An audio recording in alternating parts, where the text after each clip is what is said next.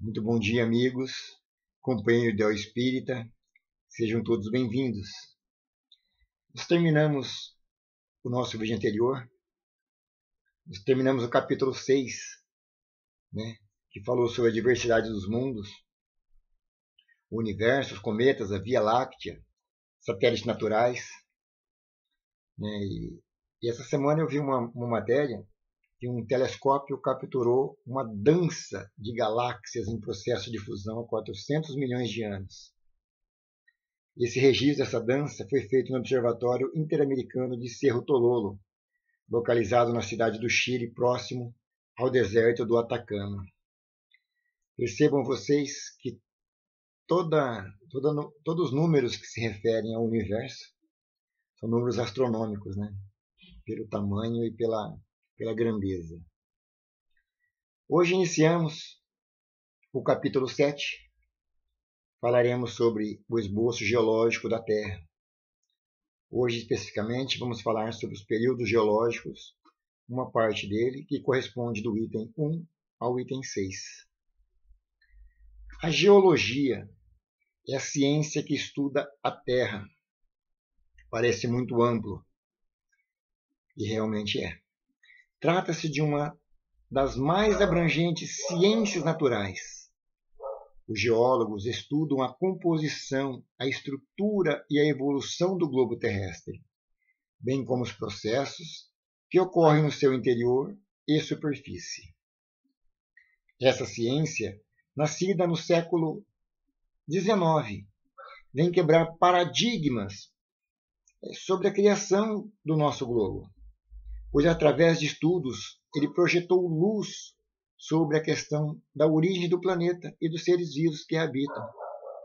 Pois através desses estudos e observações rigorosas, ele não deixa dúvidas quanto à sua formação. Pois essas informações, esses estudos, é a própria natureza que relata os fatos, Não tem como mentir. O fogo, a água, eles fizeram parte dessa criação, pois seus traços são evidentes nas camadas que foram formadas. E a geologia, por ser uma ciência, ela não faz deduções, ela só relata o que ela consegue provar. Nós sabemos que o moral e a ciência, eles têm que caminhar mais ou menos juntos, paralelos, para que o progresso seja feito. E graças a essa evolução da ciência, como a geologia e a astronomia, a que tanto falamos no capítulo 6, quando nós falamos sobre a orografia geral, que, repito, nós falamos do universo inteiro. Sem essas descobertas de ambas as ciências, ainda estaríamos nas trevas da lenda, sob nossas origens, e hoje nós temos certeza que ela se baseia em fatos e não mais sobre fábulas. Onde quer que existam escavações, seja elas naturais ou feitas pelo homem, notam-se estratificações, ou seja, disposição paralela ou subparalela que tornam as camadas, ao se acumularem, formando uma rocha. Ao longo dos anos, ao longo do tempo, uma camada vai sobrepondo a outra e vai formando essas estratificações. Formando uma rocha, um acamamento. Esse acamamento, eles são camadas superpostas que ao longo dos milênios se transformam. Camadas essas que variam de centímetros até 100 metros, com as mais diversas cores e desenhos. E que as perfurações, as explorações que o homem faz de pedreiras e minas já permitiram observar em grande profundidade. Tal é a sobreposição das camadas, que quando há exploração de minas, de pedreiras, a gente consegue observar essa diferença, E na internet tem muitas fotos, tem muito material com esse tipo de sobreposição. Quem tiver interesse, busque um pouquinho de informação para entender um pouco mais desse assunto tão gostoso, tão intenso, né? Essas camadas, elas são homogêneas e, de alguma forma, mesmo com substâncias diversas, porque ela vai se misturando com o tempo, elas formam um todo compacto. A camada fica bem definida, né? Com essas linhas de separação, ficam bem nítidas, como das linhas do arco-íris e do prisma. Eu tive curiosidade de entender um pouco mais sobre esse prisma. O Isaac Newton foi quem descobriu que, ao passar um facho de luz sobre uma luz branca, esse facho se transforma em 7 cores: vermelho, laranja, amarelo, verde, azul, índigo e violeta.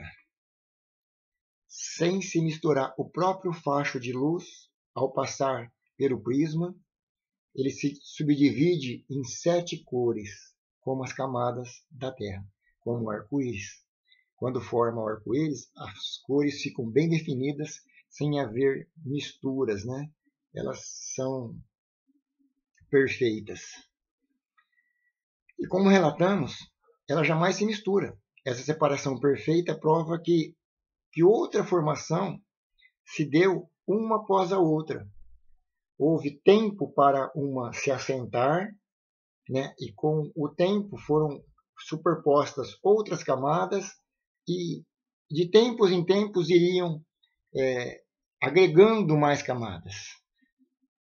E como eu disse antes, o fogo e a água, eles fizeram parte dessa formação, dessa aglutinação de materiais. Eles foram, com o tempo, variando suas formas, relevos e dureza do nosso solo. Alguns países são mais planos, outros mais montanhosos. Rochas duras, indicando que essas formações mais elevadas foram levantadas por uma força diferente da que foram formadas. Elas foram levantadas, né, depois de serem solidificado. Ela primeiro solidificou para que de outra força depois, uma força qualquer, levantasse ela, o próprio movimento. Ela se transformou com esse outro movimento, passando para o estado horizontal. Essa outra força da natureza que moveu aquela parte que já estava solidificada. E ela acabou ficando no modo vertical. O solo foi convulsionado e deslocado posteriormente. O restante nós completamos na semana que vem. Tenham todos um ótimo dia, um ótimo final de semana. Fiquem com Deus, se Deus assim permitir.